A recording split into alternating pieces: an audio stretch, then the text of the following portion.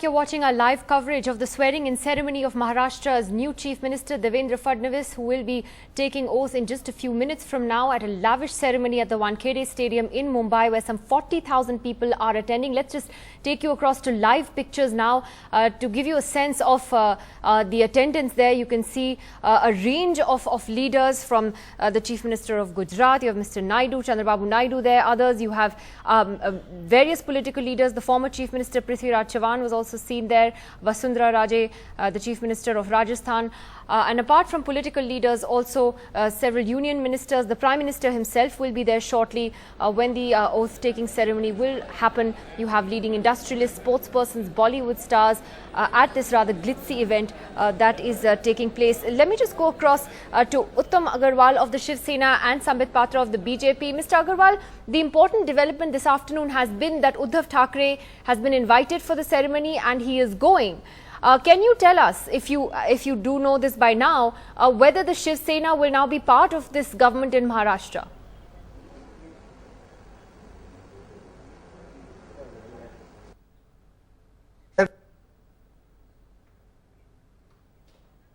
All right, just a small problem there with Mr. Agarwal's OB, but let me just take that question to Sambit Patra. Sambit, is there any indication that now the BJP is willing to work with the Shiv Sena in this government in Maharashtra?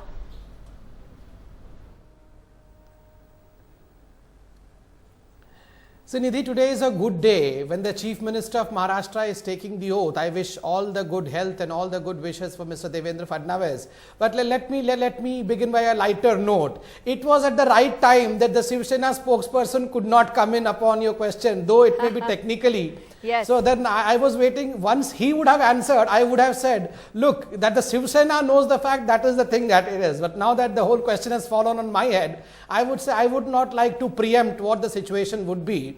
Our tall leaders would take a call on it. And today, after the swearing-in ceremony, and once the MLAs meet, they would decide as to how the government would be formed and whether they would be a part of the government or not. So let's wait and see. It's a good news that Mr. Uddhav Thackeray would be part of the swearing-in ceremony. All right. Well, if we could just cut full frame to those pictures there of the Prime Minister who's just arrived. You can see Amit Shah there walking in behind him. The Prime Minister just arriving there at Wankhede Stadium, where you can see it's completely, almost completely packed there. A number of ministers and other dignitaries there on the dais. Greeting Prime Minister Modi, and Tejas, if you can just talk us through this, and Siddharth Bhatia as well. Siddharth Bhatia, the fact that the Shiv Sena is now attending the ceremony now, if you know, it's clear that they may be part of then the government in Maharashtra, and that the BJP is going to be the partner that will wield all the influence. It's totally a reversal of roles, isn't it, Siddharth Bhatia? I think the calculation must have been on the BJP's part, that it's better to have them in than out, because out they could be a little bit, they could be a source of a lot of bother as the opposition, and also there are complementarities. But the BJP was clear right from the beginning that they would want them on their terms. The Shiv Sena dilemma was also very, very obvious. They can't be out of power for 20 years. Their cadre and their leaders were getting very, very restive. So they have come together. I personally think that they will work out some kind of modus vivendi in terms of seats, cabinet posts and all that. It's not going to be a very, very comfortable relationship. There will be some pinpricks along the way. And there, the real test of Mr. Fadnavis will come in, how he handles this partner, because this partner wants and thinks that he deserves much more than he's going to get. So I think... I just want to come in here, Siddharth, and the bigger problem, of course, for the Shiv Sena also is that they are feeling humiliated today, as you are saying, you know. Yeah. And I've been saying that from the beginning. In fact, when the alliance broke up, I've been saying that the Shiv Sena is feeling extremely humiliated. And but some would say it's fair game, given the fact that what they wrote about Mr. Modi, as the BJP says, it's fair game. You did that to us, sir, during the campaign. No. And say, I'm not justifying their humiliation. I'm saying the fact is that they are feeling that they are humiliated. They think that they were called a Haftakor party and all that kind of thing also. And then they, in their typical Sena style, went that extra mile and started, calling everybody names and even insulting the Prime Minister and all that kind of thing. So, but the Shiv Sena is feeling humiliated.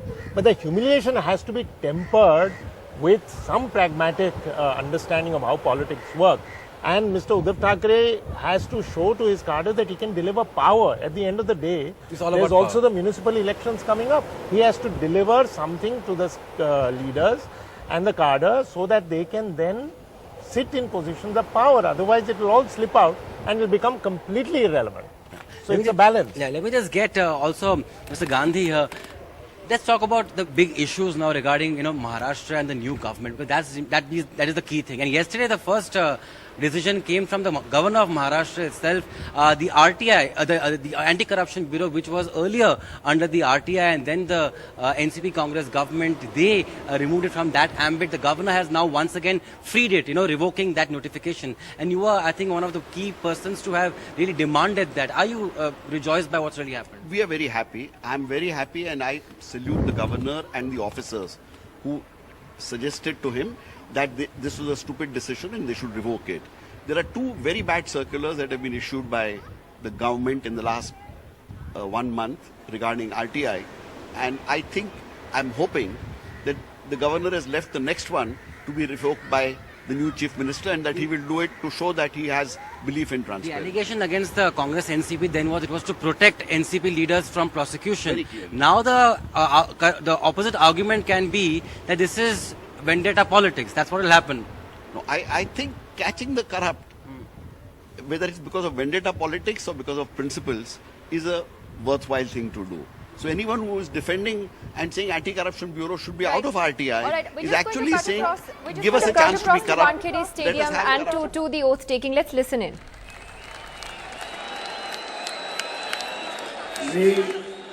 मी देवेंद्र गंगाधरराव फडणवीस ईश्वर साक्ष शपथ घेतो की कायद्याद्वारे स्थापित झाले आहे अशा भारतीय संविधानाबद्दल मी खरी श्रद्धा व निष्ठा बाळगीन. मी भारताची सार्वभौमता व एकात्मता उन्नत राखीन. मी महाराष्ट्र राज्याचा मुख्यमंत्री म्हणून माझी कामे निष्ठापूर्वक व शुद्ध बुद्धीने पार पाडीन आणि संविधान व कायदा यानुसार सर्व तऱ्हेच्या लोकांना मी निर्भयपणे व निस्पृहपणे तसेच कोणाच्याही विषयी ममत्वभाव न न्याय वागणूक देईन. मी देवेंद्र गंगाधरराव फडणवीस ईश्वर साक्ष शपथ घेतो की महाराष्ट्र राज्याचा मुख्यमंत्री म्हणून माझ्या विचारार्थ आणली जाईल किंवा मला ज्ञात होईल अशी कोणतीही बाब असा मुख्यमंत्री म्हणून माझी कामे यथायोग्य पार पाडण्यासाठी आवश्यक असेल ते खेरीज करून एरवी मी कोणत्याही व्यक्तीला किंवा व्यक्तींना प्रत्यक्षपणे व अप्रत्यक्षपणे कळवणार नाही किंवा त्यांच्याकडे उघड करणार नाही.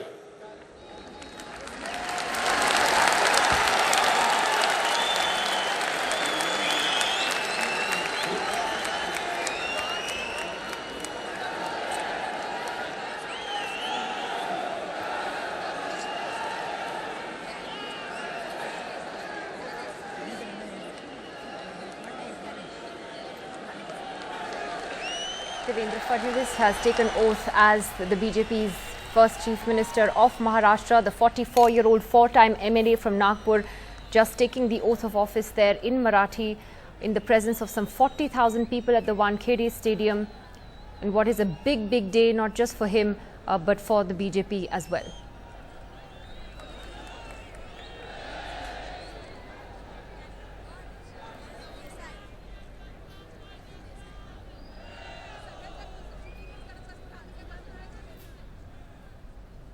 There are a range of political leaders present there at the ceremony. You, of course, saw the Prime Minister Amit Shah, other union ministers present. Several other chief ministers have also flown in for this ceremony, as well as industrialists, sports persons, many film stars also there.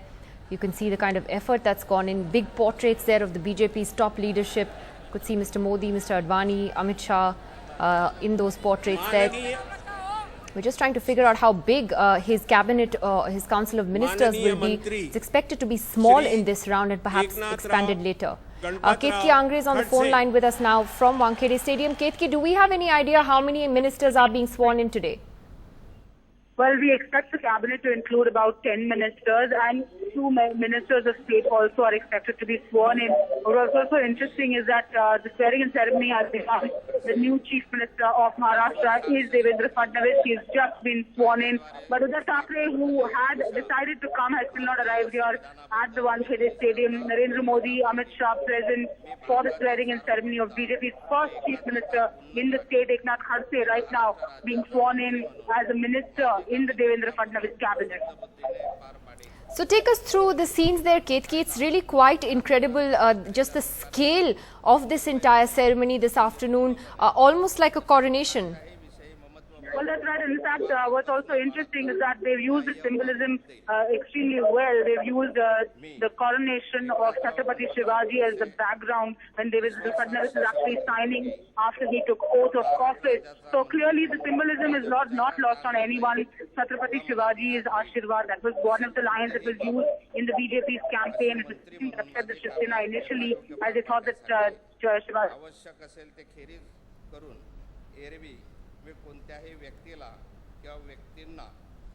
Or we've lost that line now with Ketki Angre there. Just going back across to Siddharth Bhatia and to Tejas Mehta. Siddharth, one of the reasons that Devendra Fadnavis was in a sense given Mr. Modi's blessings, as it were, to be chief minister is to do with his own image as a clean politician. There is no controversy as such that surrounds him. He is a legislator, a 4-time MLA from Nagpur. But in a sense, Mr. Modi and Amit Shah did the unexpected. They backed somebody relatively younger, even though you had stalwarts like Mr. Gadkari throwing their hat in the ring. I think there is a message in that which the BJP and the top leadership has sent out to all the contenders. And not only here, I suppose in the future too, that we are going to start with a clean slate. Mr. Gadkari's experience as a minister in Maharashtra is quite well known. He was very efficient. He set up a lot of infrastructure. But Mr. Gadkari also has well-known ties with business people. You can call it, he's a very good networker. And Mr. Khadse also has been leader of the opposition. Mr. Tavde, sorry. But the point is that they wanted somebody whom they could trust and they could rely on to start with a clean slate. With Mr. Clean that everyone talks about is because he has absolutely no reputation for having been involved in any kind of financial scam or any kind of corporate networking which puts a kind of casts him in a bad light. So that is one thing. The second thing is, I think that very thing also will make him slightly susceptible to, if not control, but at least he'll be consulting Delhi a little more regularly rather than being his own man. And I think that also the BJP's top leadership at this stage would want something like that. He's consulting Nagpur too, because he's a Nagpur boy. Well, the Nagpur thing has to be taken into account. His father was an Haryana RSS and man. now here. He is an RSS man. He is from Nagpur. He is very much liked by the Nagpur leadership, the RSS leadership. All that definitely. And there is a kind of a third message also, that we will put the man we want to, it doesn't matter what caste he belongs to. I think that's very, very critical, because his Brahmin, his origins as a Brahmin, the fact that he's a Brahmin is very, very important in a state which is so tightly ruled by the Marathas. Tejas, actually, one of the interesting things, in fact, I wanted to throw that to you, is that Ketki was actually just saying that there's no sign of Uddhav Thackeray yet actually at Wankhede Stadium now. Or there he is, okay, finally there is a shot of him. So everyone was just speculating whether he's actually going to turn up, but I've just seen a shot of him. He is there. Everyone wondering where he was. Yes, Tejas. I'm saying it's called Mumbai traffic. He must have been stuck somewhere and therefore he was delayed. But actually, they had a Shubham Muhurtam and therefore it started slightly early. The invite to us says 4:30, but actually it began at 4:21 to 4:26. That's the most auspicious time to have, registered the oaths to all of them. But at last, Uddhav Thackeray is there. That would, bring some sense of cheer to the Sena camp, because Mr. Gandhi, they seem completely out at this point of time. They have no other option but to go, because as also Siddharth was saying, if they don't join the government, where are they? I think Uddhav Thackeray has symbolically not come when the chief minister was being sworn in and made an entry after deliberate. That. I believe it's deliberate. That's to say, we are not very happy with you, but we can't do without you. So they are really in a dilemma. And as Siddharth says, if they stay out, they are in deep trouble. So they have to find a way of staying in without feeling that they are being completely slighted and put into second place. Exactly. I think it's Nidhi going to take a couple of weeks more, because the plan which some sources in the BJP told us was that the floor test is on about the 9th to 11th of November. That's the assembly will start here, the house will be open. That's when the floor test will take place. Of course, the NCP is likely not to be present there, and therefore the numbers in the house will come down and the BJP will ultimately win. But the big, the question will come after that, because then they want that once the floor test is won, then in the next 6 months they can any point of time get the Shiv Sena in. But they would want to do it in the next 1 month or so. That's what we are being told by BJP sources. They don't want to delay this. That's the message coming from some sources within the BJP itself. Let me just ask Sambit Patra this question on this tie-up with the Shiv Sena. Sambit Patra, would you concede that a Shiv Sena in the opposition to the BJP in Maharashtra would actually be a pretty pesky opposition, that it's better to work with them than have them work against you?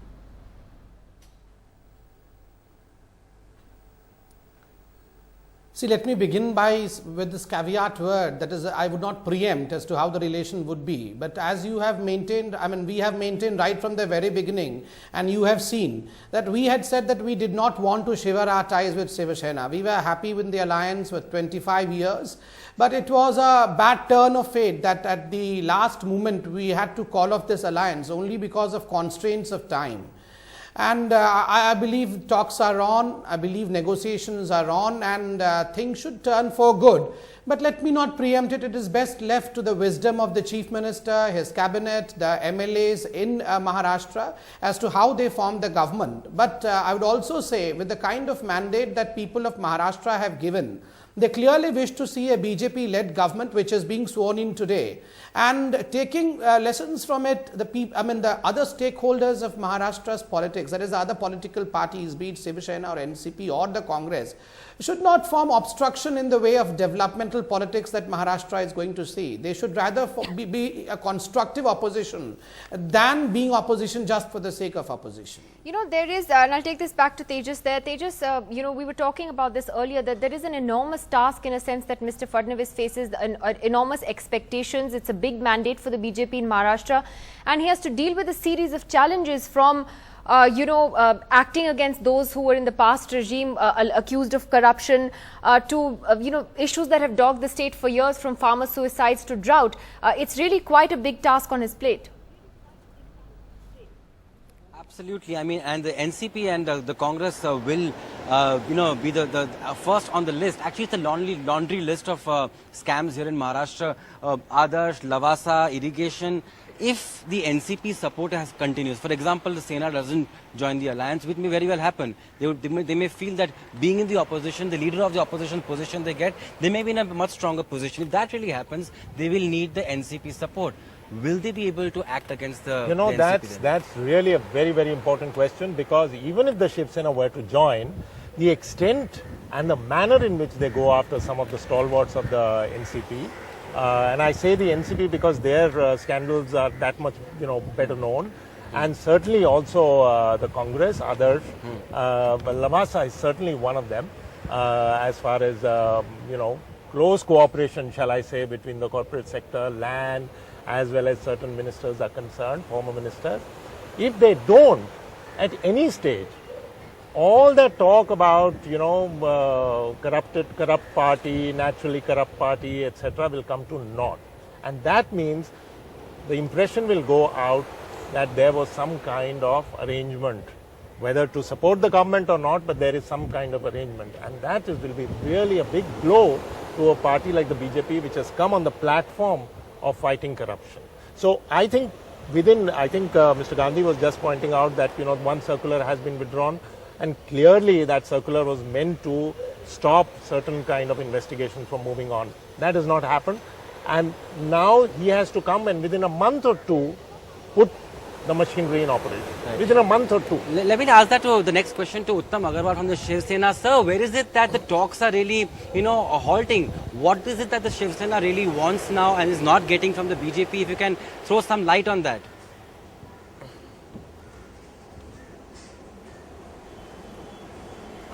No, that nothing is holding. Everybody must understand. We have a relations of last 25 years. We have already relations with BJP Central. We are part of that. Mumbai Municipal Corporation. We are part of that. So nothing is holding. Both the party will sit together because so far, even in the BJP, they were not formed that who will be the chief minister. So now the BJP is going to settle by taking this oath ceremony over and their ministers. Then I think the thing will happen. So nothing is holding. If somebody says because of some reason the type has not come on the paper in the light of the people, nothing is holding. Discuss, and because BJP, they were not even themselves confident on their team that who will be the leader, to whom they have to give the minister, because there are so many people in the BJP, right? So now I think by this program, by end of this evening today, they will have their own team, and then that team will talk to our Shiv Sena team, and I think some solution will come up. But nothing specific is holding for some demand or something. Just take us through who all have taken oath now. You were saying it would be a relatively small number of ministers who would take oath today, about 10 of them. And so who all have taken oath so far? Unfortunately, we've lost that line again. Tejas, I'll hand it back to you.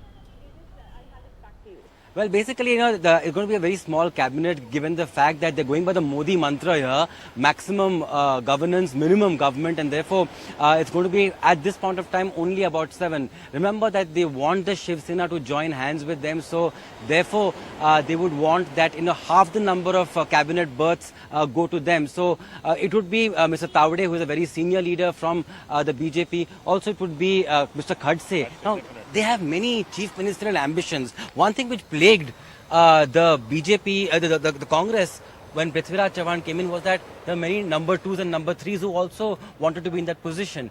Do you think the BJP suffers from the same problem? If you've noticed, certain things have begun to happen in the BJP which are sort of resembling the Congress. I would say kind of Congress light, as it were.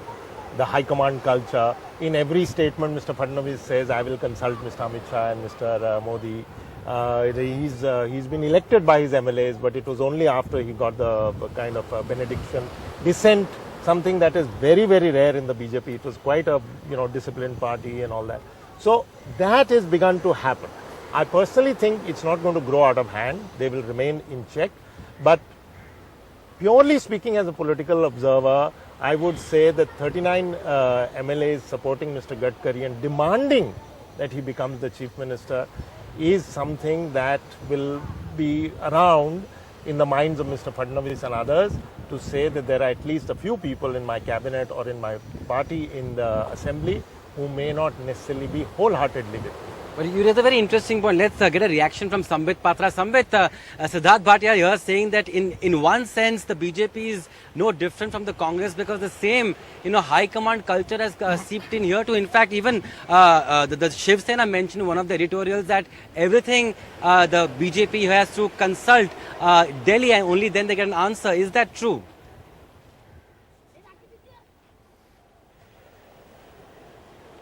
No, you have to differentiate between the two things. High command culture is one where a particular person by descent becomes by the family line becomes the head of the party and decides the final outcome in the party. But in Bharatiya Janata Party, yes, being a structured political party, being a disciplined political party, we do take consultations from our seniors. Definitely the parliamentary board is there, the party president is there, prime minister is there, and it is always good that in consultation the best candidate becomes the chief minister candidate. What's bad in that? And it is in a due democratic process. So in contrary to what happens in Congress, where a single addresses deciphers as to who would be the chief minister or the prime minister, in Bharatiya Janata Party, it is through process of discussions amongst the rank and file that the person of eminence emerges. Second important issue is, like I was listening to Siddharth and he was talking about 39 MLAs supporting Mr. Nitin Gadkari. Though let me remind you that there was no race, and Mr. Nitin Gadkari right from the very beginning had maintained that he was not interested to be the chief minister. The important issue over here is, even if there were multiple people who wanted to be the chief minister or who are talented to become the chief minister, minister, it only shows that multiplicity of talent in Bharatiya Janata Party still exists. At least this party has nurtured its young members, nurtured its leaders in such a manner that today we have multiple members who are in the front run, who can become the chief minister. Ironically, this is not present in Congress. I said, Sabir, that's why you're a good spokesperson for the BJP. A clamour by many to have the same post is being called, democratic and not indisciplined. But, it's great the way it played out in Maharashtra, because ultimately, look, whatever Mr. Modi and Amit Shah wanted, that is what went down, and they backed Devendra Fadnavis, and that was the end of that. My colleague Rahul Srivastav, who covers the BJP, is here in the studio with us in Delhi as well. Rahul, the fact is that in the BJP now, whether it is Mr. Khattar in Haryana, Devendra Fadnavis in Maharashtra, it's very clear that the power center is Mr. Modi, it's Amit Shah. What they say goes, and they're not averse to backing people who, don't come with a long line of administrative experience. And that's what they've done here. Yes, Nidhi, that's perhaps the key point in this exercise which has been carried out in Haryana and Maharashtra. Mr. Fadnavis is one politician in Maharashtra who has a unique distinction of not having a sugar mill, or not having a cooperative bank, does not even have a part of a large cooperative housing property or land in his name. He is a Nagpur boy. That's a huge plus in the BJP. But if you look at what has been happening in the last 5 months, Narendra Modi and Amit Shah are now trying to put together a BJP of tomorrow, which will be called Narendra Modi's BJP. It was till now Atal Bihari Vajpayee and L.K. Advani. Also, what is interesting, if you see the membership drive, which is just beginning in the BJP. Tomorrow. Yes, tomorrow. It's already a class, already people are working on it. These new cadres which will emerge, or members which will emerge, will be Narendra Modi's followers. They will be part of a Narendra Modi. I think we are seeing a new BJP emerge. It's a transition. It is slightly uncomfortable because we see that from posters and banners, L.K. Advani and Atal Bihari Vajpayee are receding. It's at one time it was virtual heresy that you could remove them. But yes, it's very visible sign. And Mr. Fadnavis definitely represents a new breed of leaders backed by the RSS. Very importantly, both of them, Mr. Khattar and Mr. Fadnavis, do have a strong RSS backing. Rahul, just stay with us. Just to bring everyone up to date, we're seeing the ministers being sworn in there at Wankhede Stadium. You can see industrialists there like Anil Ambani and others present in full force. A huge star-studded event. We've seen a number of film stars. I saw Poonam Dhillon, Vivek Oberoi, others, and a number of other politicians present there. Pankaja Munde also just took oath just a little while ago amid loud cheers. She's certainly someone who's emerged as a rising star in the BJP, and Rahul, in fact, was one of those who threw her hat in the ring at one point and aspired for this position. But what is also interesting is that, you had stalwarts like Mr. Gadkari who were also looking at the chief minister's post. So Modi seems to be sending out a message even to the BJP's old guard, in a sense, that, he is going to do things his way, and no matter what their seniority and their place otherwise in the party. Yes, definitely. See, Narendra Modi had certain plans when he came to power in Delhi around May 26th, 23rd. And from there on, if he wanted to send Mr. Nitin Gadkari as a Maharashtra chief minister, he might have worked in that direction. He does not plan something suddenly. Second, nearly 8 to 10 days before the elections were held, he actually asked Mr. Nitin Gadkari, do you want to be, what do you have on your mind? Mr. Nitin Gadkari told him that I don't want to be chief minister. What we saw later was not Nitin Gadkari actually posturing to become chief minister. He wanted to settle the equation in Maharashtra that he is still one of the top leaders, and anybody who is the next leader, either it has to be his choice, or those, if somebody has somebody else in mind, he has to at least respect the fact that Nitin Gadkari is a senior BJP leader in Maharashtra. It should not be that his base should get destroyed or decimated by the new leader who comes in. One will have to wait and see how it goes, because eventually it was a toss between two Nagpur boys. Two Nagpur boys, if you want to put it that way. Tejas, do you get a sense that, I think Siddharth was talking about this earlier, that the Sena may actually want to occupy that opposition role and, not be an active part of the government and, continue to trouble the BJP, as it were, in the assembly?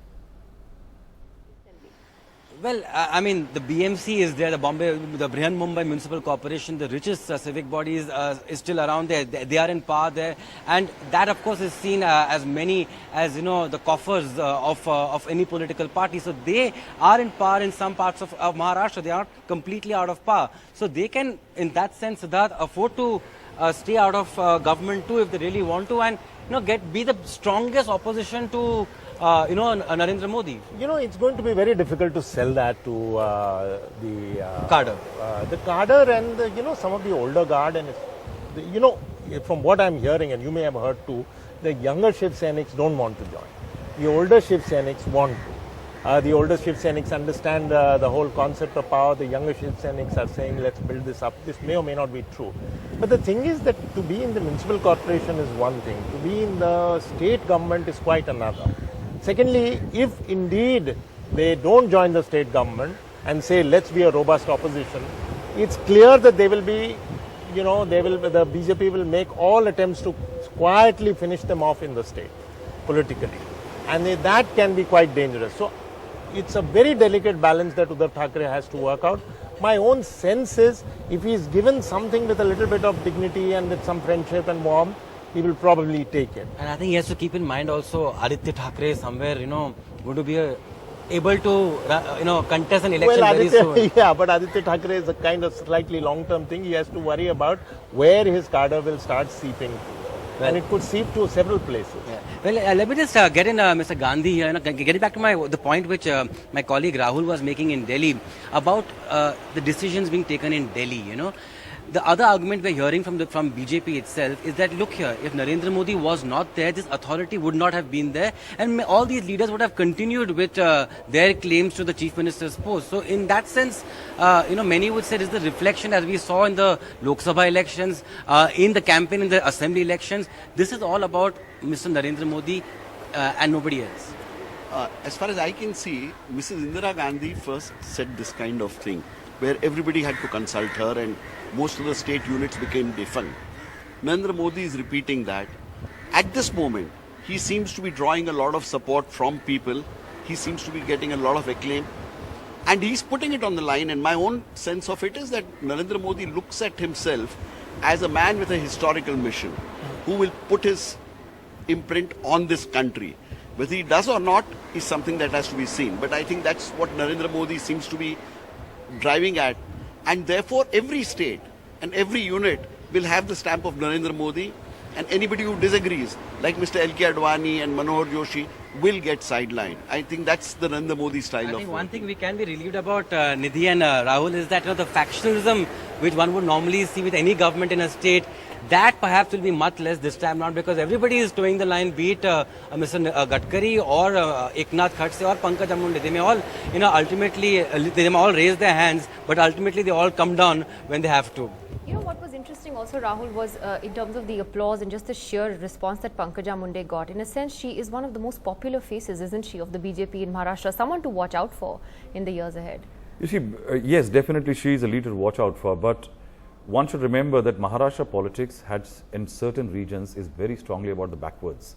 And her father eventually was till the day, fateful day when he passed up in a road accident in Delhi. He was going to be the most likely to be the chief minister. And it would have been very interesting if he was alive. What would have Narendra Modi and the RSS done at this juncture? She is going to be used. The BJP plans to use her, because if the BJP wants to send a strong signal that the BJP is still keeping the backwards in Maharashtra engaged, then certainly Pankaj, the Munde family is something that the BJP will definitely cultivate. And I don't see that if Mr. Fadnavis does well in Maharashtra, say repeats his terms and all, given the kind of numbers he has, that there is a bit of a question mark. I think I see a future, as top leaders in Delhi also saying that she has a future in Delhi also. I think that's a very, very interesting point, and it appears that the oath ceremony is almost over. If we could go back to the live pictures for a moment, these are pictures from earlier. Yes, it appears that they're actually standing up for the national anthem. Let's just wait for that to finish. And it has just ended now. Tejas, if you could take us through what we're expecting now. Is the PM going to speak at all, or is this it? We were hearing about some kind of a cultural program as well. Just talk us through this while we look at these pictures. The cultural program is already over. It took place before the Prime Minister came, and that was, of course, to entertain the crowd which was there. 40,000 people, among them 10,000 Muslims to have been brought in, though of course the BJP has no Muslim MLA, which the opposition points out. But yes, a small cabinet, that's the whole plan as of now. And the Prime Minister will not be speaking. That's what we have been told, at least as of now. I don't know if that has changed, but because this is a state government program, state government of Maharashtra's program, and therefore he will not be speaking here. He did not speak in Haryana too, and Mr. Khattar was sworn in. But what do you make of the composition of this cabinet itself? You know, Taude is there, Khatse is there. I mean, that experience only actually Mr. Khatse has got and nobody else. Yeah, but that's now the, because of the Next fact generation. that for the last 15 years, the BJP was out of power. The next generation is what they are trying to, I heard Mr. Patra also say, young leaders, etc. So they are trying to project. And they have quite a lot of young leaders. And these young leaders, I don't know the exact nature of all the 7 or 10 people and what will come, but satisfying several criteria, regions, castes and communities, as well as power centers. So it's interesting to see whether the certain people with power centers of their own, and Pankaja Munde I think comes in that she's got a power center, plus she represents the OBC, plus you can't really keep her out.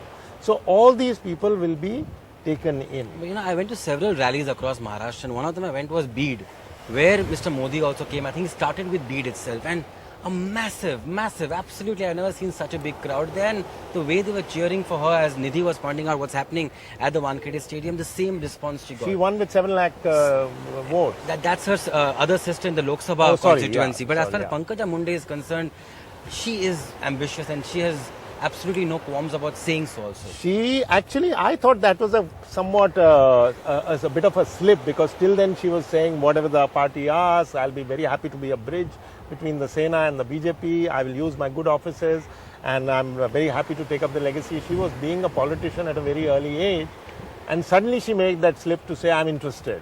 And I think somebody must have quietened her down. So she has a future if she knows how to build upon it, because the first crest, riding the crest, is easy. Then comes the hard work. How is she as a minister? How does she vibe with the rest of the party? What does the chief minister think of her? They will nurture her because they need her constituency. They absolutely need her because they're seeing her, and she also, herself, of course, sees her as the next Gopinath Munde. Yeah, and the OBCs are a very solid bloc. Absolutely, a very solid bloc. But of course, the talmail between these senior leaders, the core committee as they were known until now they are the cabinet of Maharashtra. That of course will be very, very crucial. Nidhi, the first cabinet meeting taking place right after this oath ceremony, and it will then after that Devendra Fadnavis will have a press conference too. All right, we're still sticking to those live pictures there from Wankhede Stadium. If we could go back to those full frame with the Prime Minister interacting there with several senior ministers and other BJP leaders who are gathered there on stage to come and greet him. I don't think he's going to be speaking, Rahul. In fact, this pretty much seems to be it. Quite a big ceremony. And Rahul, in fact, right at the beginning, we saw that the opposition was already attacking the BJP for just the sheer size of this. You know, you saw the way Mr. Modi had his sort of big ceremony in May. There was a lot of criticism whether Mr. Fadnavis should have done this. See, the BJP wanted to do it at a big scale. One, under Modi, there is nothing at a small scale. There is nothing called small scale, though he might be talking about skill development at the grassroots level. But the fact remains that he does everything at a large scale. What the BJP is celebrating, it has been a great year for the BJP and the RSS. They have got a RSS one-time pracharak in the Prime Minister's office. The RSS headquarters is in Nagpur. The RSS core at one time was lifted, and these are the people who built it, were the Chitpavan Brahmins from Maharashtra. And that is why Maharashtra was the coveted seat. Despite being in alliance with the Shiv Sena, having ruled Maharashtra, it was always that the Maharashtra cake was there in front of the BJP, but the knife and the larger slice was in the hands, was with the Shiv Sena. The BJP and the RSS wanted to rule Maharashtra. This is a huge day, and that's why I think if they were allowed, they might have got maybe somewhere on the beach or someplace in open space, they might have done it better.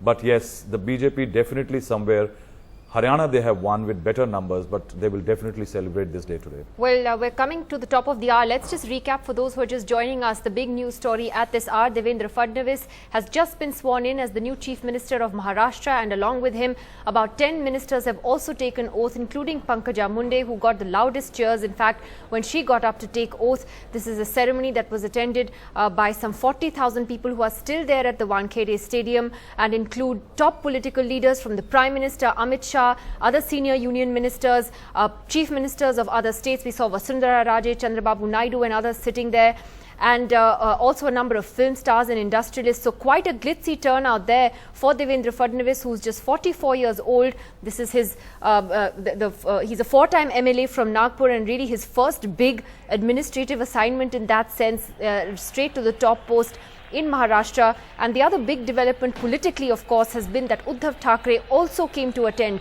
this swearing-in ceremony shortly after, in fact, Devendra Fadnavis took oath. We could see Uddhav Thackeray entered Wankhede Stadium. He was called up by Amit Shah and Mr. Fadnavis earlier today and asked to come. Whether this means that the Shiv Sena will be part of the new government in Maharashtra at some stage is not clear at the moment. We're just going to stay on this for a few more minutes as we look at the implications of this today, and what is a huge day, not just for Mr. Fadnavis, but also for the BJP. We have Swapan Das Gupta, who also joins us here in the studio this evening. Swapan Das Gupta, firstly, just take us through the three big challenges Devendra Fadnavis faces. He's a young chief minister.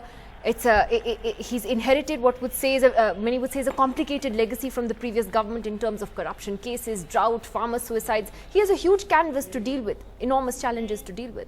Well, the first challenge, of course, is to form a coherent government. At present, the BJP is still in a minority.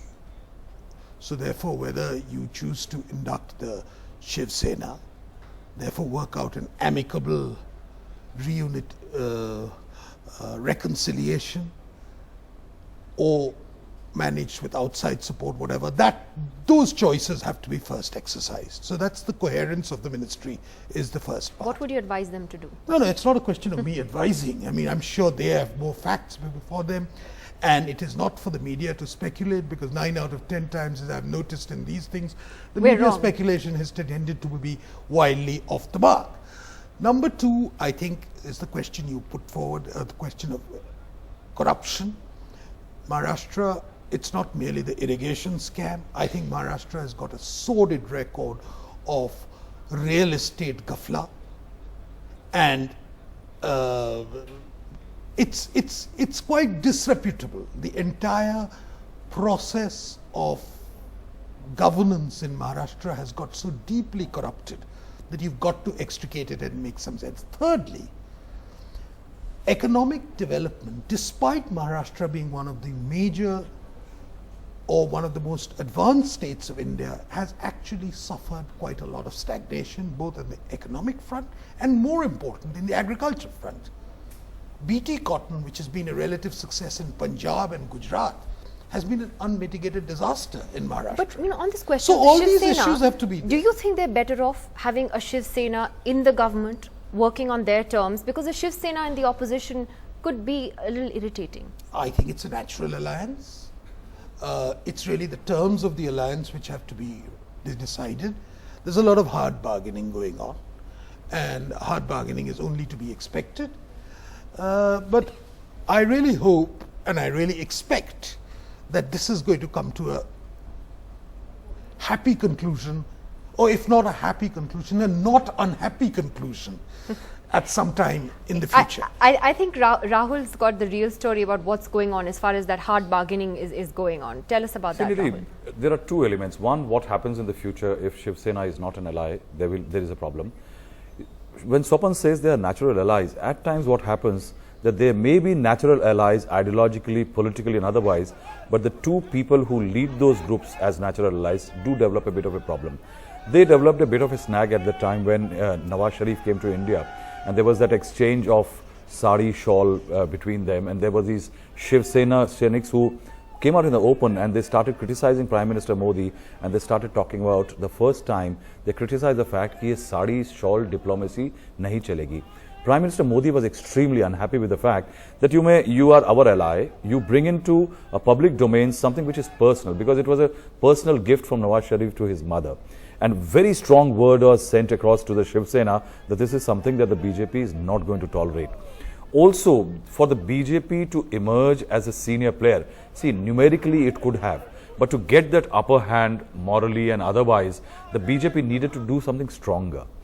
But right now, there is a tremendous amount of bargaining going on. But what I say that it may be a 2-1 formula, that 2 ministers of BJP, one of this Shiv Sena, they are wanting major posts. They are also wanting that for the future elections, what could be the arrangements between them. The BMC is also there. But the real fact is that these two leaders have to gel eventually, because their each other individual politics may impact the other. For example, if Shiv Sena is in the opposition, or maybe not a very happy ally, and they start doing strident Hindutva, strident Maharashtra politics, and there are scenes like Bihari and UP boys being beaten up and attacked, Mr. Modi will have problems, and the Maharashtra government will have problems. Mr. Modi will have problems in Delhi. The fact is, and I'll take this to Mr. Uttam Agarwal of the Shiv Sena, who also joins us from Mumbai this evening. Mr. Agarwal, the fact is that, you know, the Shiv Sena, there was a lot of bluster, there was a lot of anger. We've seen the tone change considerably over the last few days. And, you know, today you now have come to a point where Uddhav Thackeray was there at the swearing-in ceremony at Wankhede Stadium. So I would suppose that the Shiv Sena realizes that, you know, it has bargaining power, yes, but only up to a point. The fact is that this relationship is completely changed. It's not what it used to be many years ago.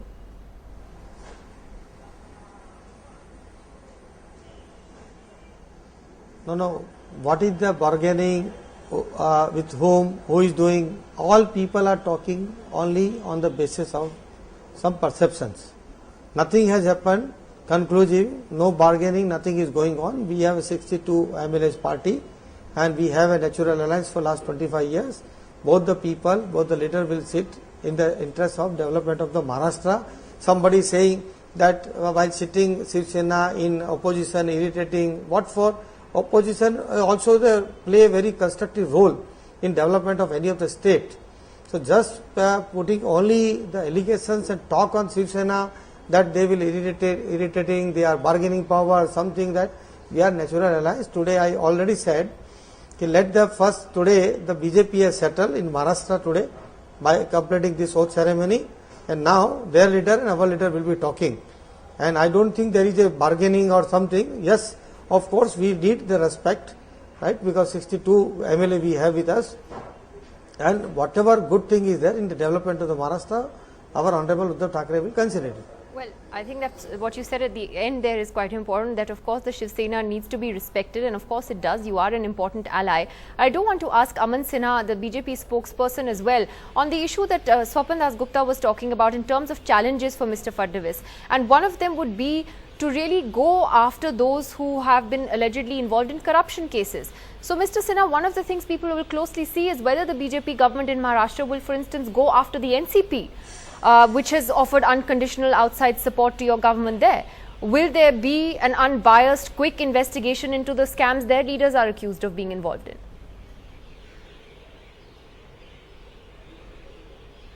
No, you're right, Nidhi. You know, in fact, wherever there is any wrongdoing, the government will leave no efforts, spare no efforts to get to root of the matter, and all such cases will be investigated. And, wherever there is some loss to public exchequer which has been caused, we'll ensure expeditious investigations and we'll get to the root of the matter. There is no any doubt about it. Swapan, do you think that they will you've go seen after the ample NCP, reflection of realistically? that in actions of BJP government at the center also. Okay. No, I think, there are two basic issues involved. One is the past and one is the future. If you get preoccupied exclusively with the past, you're going to come across a problem of complete paralysis of the government. I think what they have to do is to have a very intelligent blend of investigations of past wrongdoing and, but more important, clean up the future processes. To my mind, it's Maharashtra, the people and the stakeholders in Maharashtra who will be looking to the latter, that how can the processes be cleaned up. So if you proceed very fast on the cleaning up process for the future, and at the same time conduct, because those are going to be long drawn out investigations, as we well know in India. You know, nothing They is going to may get... be, but people will still look for People will still know, but action. you will not. But I think what you have to really do is to first disabuse the public that you're covering up. That's the thing. That's the very Because important. now with the NCP's support, You're looting as if they've already covered up. No, I'm not. Of course not. That's your As if difference. it's, you know, No, the that's point is sort the of onus is salacious on the story BJP. of the day. No. But to my mind, it's both. It's a, you know, administration requires that intelligent balancing act. And as we saw, and we've got innumerable examples in the past of governments which came to promise we'll clean out corruption, and they get bogged down with the past without necessarily cleaning up for the future.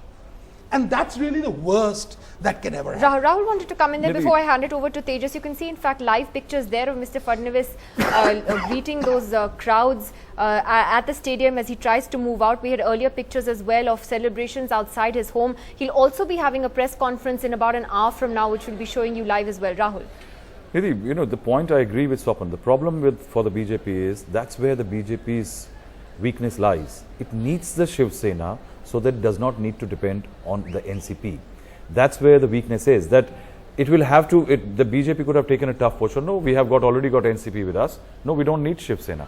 But the BJP is actually not doing that. The BJP is keeping the doors open because Shiv Sena is crucial. If you look at Mr. Fadnavis' speeches and during debates in the state assembly, I will say that 60% are on corruption. Now, a man like this, if supported by the NCP from the outside, Swapan is right that you have to clean up the future processes. But you have to also send a signal down in the system that if you commit a misstep of accountability, that this is a government which is holding. You have to punish the people involved in the past. And it could well be that his difficulty might be that I don't see many leaders barring Mr. Fadnavis there who don't have their own cooperatives even within the BJP. Yeah, so that is the point, Tejas. I'll hand this over to you and to Siddharth Bhatia there, that what goes in Mr. Fadnavis' favor is, you know, he's a young leader. He's not tainted by anything. And then the reason that Mr. Modi and Amit Shah backed him is because he has a clean track record and doesn't have any sugar mills and other assets that Maharashtra politicians normally do. Well, Nidhi, this clean image thing, you know, even Prithviraj Chauhan really had, and that's exactly why he was sent. But was he as effective? That's the really big question. Perhaps he has the backing of now, you know, Narendra Modi, so he can go out all out here. Not unlike Prithviraj Chauhan, who had, you know, people in his own government who were really pulling him down. But coming to a similarity between the two chief ministers, former and the current one, do you think the Babu Neta builder nexus, which we have seen in Mumbai, for example, you know, and it has ruined the city, unaffordable housing, slums, all of that we have seen. Prithviraj Chauhan repeatedly spoke about that, but could not really resolve that to even a reasonable extent. Do you think he has it in him to really to come to some investigations against builders and end this nexus? Based on what his past is, it appears that Fadnavis has the opportunity and is likely to do it. But how much will he compromise while he tries to maintain stability in his government is a question that none of us really knows.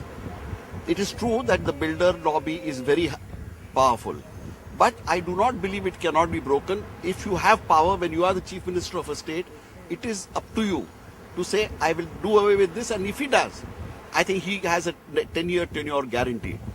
But the question that I do not know is if they depend on NCP support, or even now, the NCP support, has NCP extracted a price for this? Is something that none of us really knows. NCP may have already extracted a price, which will then make it difficult for him to operate on anti-corruption measures. We'll have to wait for at least another couple of weeks to figure out if the Sena are ultimately joining them. But the second challenge, you know, would be fiscal prudence.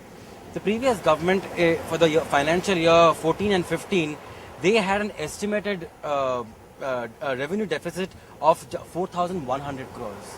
By the time the pre-poll SOPs were over, electricity waivers and dozens of SOPs we saw, it became 26,000 crores. So what now Fadnavis is left with is actually completely empty coffers. And you know, as you know, Tejas, that Maharashtra used to be a surplus in many ways, including in power at one time, till about 10-12 years ago. Today it's a power deficit state. Maharashtra's finances are in a mess, as you have given the figures. The other thing is that though there has been growth and investment and all that, it's been a little lopsided. a lot of this investment is going to places which already don't need investment, and a lot of it is not going to places which it should. Vidarbha, for example, is a scandal. I mean, for 60 years, nothing really has gone there, and he's from there, so he knows that Vidarbha needs these investments. How is going to manage that?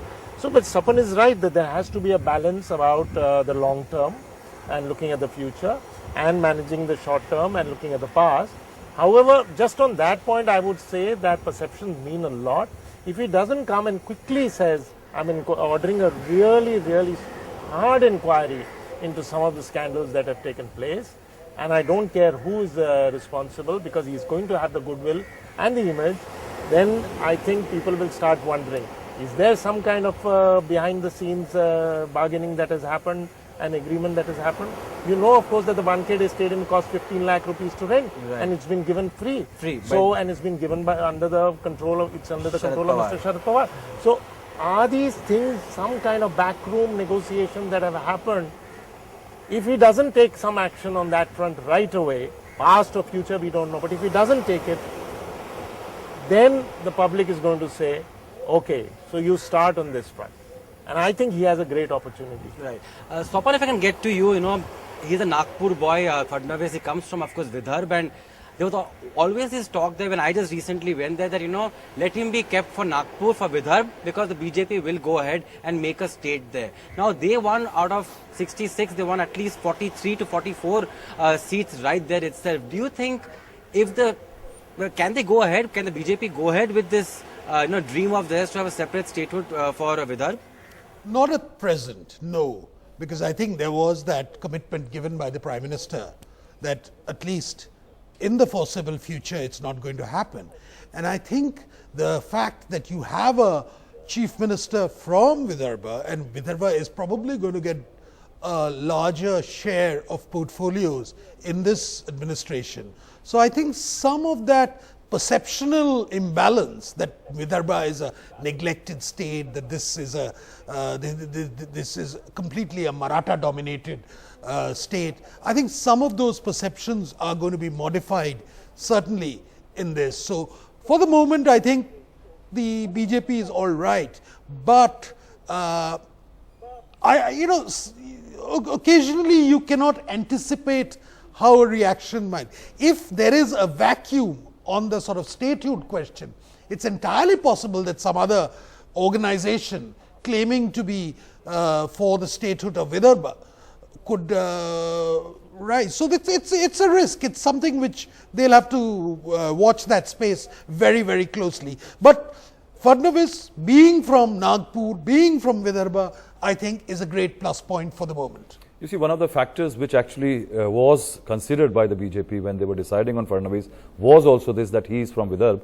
So for the initial period, there will be a certain amount of euphoria in the Vidarbha region that somebody from that region now controls Maharashtra. For the first time, I think there was one short-term chief minister. So that consideration did weigh in mind, and they decided that that will give the BJP a certain amount of time, because creating a state, they have, especially after what they have seen in Telangana, the BJP will not give a new young 44-year-old chief minister who has to cobble together a majority.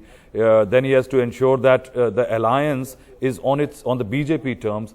They are going to hand over a task of dividing a state to him. You see, but Swapan, what I would like to see is, why is there a delay? It's kind of as if you have put the steak on the barbecue and you have left it on. Slowly. What is the delay between Modi and Uddhav Thackeray sit down together and finish it off? Well, it's interesting imagery. I don't think they sit down over a steak, but regardless of that, I don't think the negotiations are being done by Mr. Modi. The negotiations are essentially being handled by Amit Shah. I think he's giving the broader guidelines, and there is this game of who blinks at what point. Mm-hmm. And this is something which you and I can never get to terms with. We will not be privy to all those discussions. And the Shiv Sena, for example, after an initial bout of over media exposure, has already decided now, okay, that's perhaps not the best way, and it's best to get back into the confidentiality of the discussion, which is just as well, because you don't know where they're advancing and where they're retreating. And these things are marked by, twists and turns at every hour, every round of negotiation. Are you trying to say that somewhere they're settling an equation? Yes, they are settling an equation. I think one of the mistakes we have often made, and I think in the media, and I think it's something which we should ponder over. I'm not saying this as a sort of it's a premeditated or a willfully mischievous mistake. I think a bit too much importance has been attached to the writings in Samna. Samna has a certain role, which is that it caters essentially to the committed, it caters only to the party cadres of the Shiv Sena. Therefore, a certain belligerent, over-aggressive posture is part of that thing.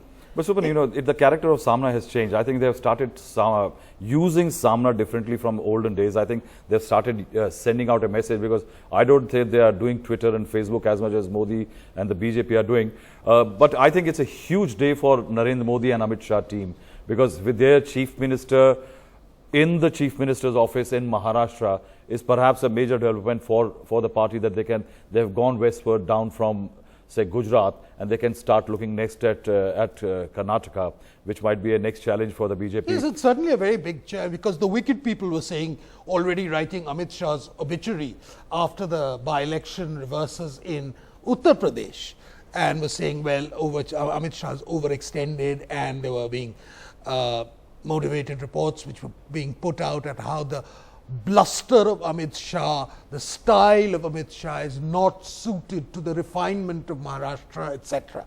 Now, all those, that form of speculation has ended for the moment, and I think it's recognized that although he may not have had a 100% success in terms of his targeting, it's been 80% success in terms of his targeting. So that's a phenomenal achievement, and so the clout of Amit Shah has certainly increased. I don't think there was any doubt about Mr. Modi's hold over the party, which is now at present almost total. So the power balance within the BJP has undergone a shift, a discernible shift, and I think how it plays out is something you'll see. And I think in Karnataka, you'll certainly find there'll be a very buoyant mood. You're already finding ripple effects of this in places of like West Bengal. Yes. Kerala is a little more difficult nut to crack. Sopan, we'll come back to you. Mr. Anand Gadgil of the Congress party is still with us. Mr. Gadgil, where does the Congress go from here? You are watching that the Shiv Sena and the BJP are in the throes of coming together. The NCP has already voiced that it does want a future without the Congress. So where does it leave the Congress? Suddenly, I think there is a bit of an isolation around you. First of all, I want to congratulate NDTV for inviting me today. You will be surprised why I am saying this. Because till yesterday, few channels in Mumbai who were always after me for some bites, today they are not willing to talk to me. And then in confidentiality, the reporters are telling me they have instruction from management that don't invite anybody who's going to criticize the swearing-in ceremony or the BJP, so on and so forth. Mr. Gadgil, we will stick to the Congress's isolation right now. Then the scoop you have got from the journalists. I'll come to the point. I'll come to the point, but that's why initially I said I thank NDTV for that. Now, coming to the Congress point, we certainly would play a role of an opposition and a sensible opposition. But now the issue is, if you look at it till date, neither the NCP nor the Shiv Sena had given any letter of support to them. They are only 122 and still they went ahead with the swearing in. It's constitutionally possible, legally possible, technically everything is okay. But these are the same people who are talking about Congress and moral. So today, is it right morally that when they don't have an absolute majority, they have went ahead and they have gone ahead and sworn in? Well, we understand the excitement that they have got a lot of seats. We are not debating that. The point is, when you take an oath, there is a saying that in Marathi there is a saying, so which I cannot literally translate, but it means that, there is a sanctity, and today, see, it has become an event, like an event management. Mr. Gadgil, generally Mr. the swearing Gadgil, in what ceremony I has was some asking respect. you, what this is is the what next... This is what we are trying to point out. This is as an is opposition we are trying to point out. You are asking me a separate what Congress state is going of to do. Vidarbha first on an agenda? So Will you demand a state separate of Vidarbha Vidarbha? state, Will you it is demand a- immediate probes into we all have the not- cases no, which you it's never not did the as a question chief of minister? It's not the question of what. It's not the question of what Congress. It's the question in every BJP's manifesto. They have said that they are going to go for a separate Vidarbha state. Now that their chief minister is from Vidarbha, let us see whether they are going to continue with that or not. That is what we are going to see. Mr. Gadgil, we'll slip It's into not a what small Congress break. is going to see every. Mr. Gadgil, we'll be back with you. We'll slip into a small break, but Sopan, I think the high point today was that there were two loud cheers today. One for Ms. Munde, and of course when Narendra Modi and Amit Shah arrived, they arrived together as the new crack team of the BJP, which has replaced Atal Bihari Vajpayee Advani duo, and there was a huge cheer and the crowd started shouting Modi, Modi, eventually which seems that it was an election all about Narendra Modi. We'll slip into a quick break. We'll be back on the other side with more news.